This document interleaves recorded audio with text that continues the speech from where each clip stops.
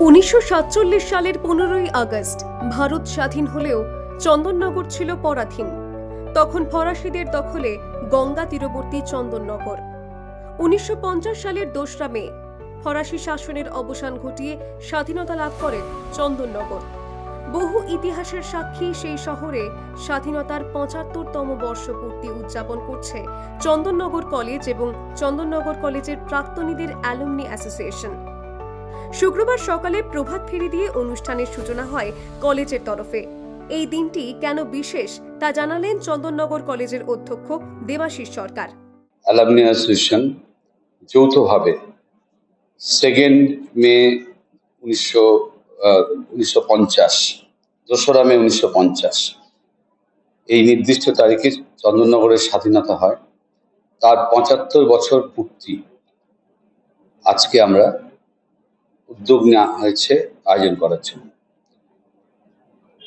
বিশেষ করে এই শহরের সমস্ত মানুষের কাছে এই স্বাধীনতার যে উত্তাপ সেটাকে নিয়ে যাওয়ার জন্য আমাদের কলেজের ছাত্রছাত্রী, শিক্ষা সহায়ক কর্মী বন্ধু, মাস্টারমশাইরা, চন্দননগর কলেজ অ্যালুমনি অ্যাসোসিয়েশনের সভ্যরা, অঞ্চলের নাগরিকবৃন্দ এবং চন্দননগর মিউনিসিপ্যাল কর্পোরেশনের মাননীয় মেয়র এবং মাননীয় ডেপুটি মেয়র এরা উপস্থিত থেকে সকালবেলায় আমাদের একটা বর্ণাঢ্য মিছিল হয়েছে। বিকেলবেলা আমাদের নির্দিষ্ট কর্মসূচি আছে, সেটা আলাদা করে উল্লেখ করার মতন। চন্দননগরের স্বাধীনতার 75 বছর এই কথাটা যখন বলা হচ্ছে তখন আমাদের খেয়াল রাখতে হচ্ছে যে গুটি গুটি করে কিন্তু স্বাধীনতার বয়স 75 বছর পার হয়েছে। ইতিমধ্যে চন্দননগর কলেজ বিল্ডিংকে হেরিটেজ বিল্ডিং হিসেবে স্বীকৃতি দেওয়া হয়েছে।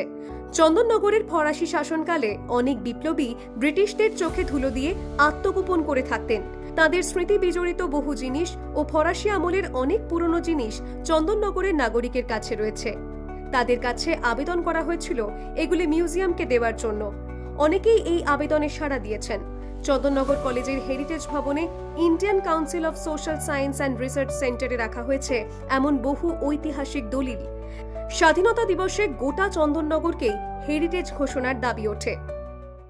আমরা এমন বাড়িতে আমাদের অ্যালুমনি অ্যাসোসিয়েশনের সভ্যরা পৌঁছতে পেরেছেন যেখানে সেই শ্রদ্ধেয় মানুষের বয়স 100 বছর, 90 বছরের প্রবীণ নাগরিক রয়েছে, 80 বছরের নাগরিক রয়েছে, অর্থাৎ যাদের অভিজ্ঞতার মধ্যে 1950 সালের 2রা মে রয়েছে, প্রত্যক্ষ অভিজ্ঞতার মধ্যে রয়েছে।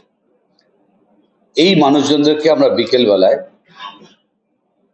আমাদের কলেজের যে হেরিটেজ বিল্ডিং তার অডিটোরিয়ামে 4:30 থেকে 6:30 আমরা উপস্থিত হওয়ার জন্য অনুরোধ করেছি। তারা আসবেন এবং এই যৌথ উদ্যোগে আমরা ওনাদেরকে সম্বোধনা জানাবো। বিশেষ এই দিনে 75 বছরের বেশি যারা চন্দননগরে বসবাস করছেন তাদের সংবর্ধনাও দেওয়া হয়। Bureau report, the wall.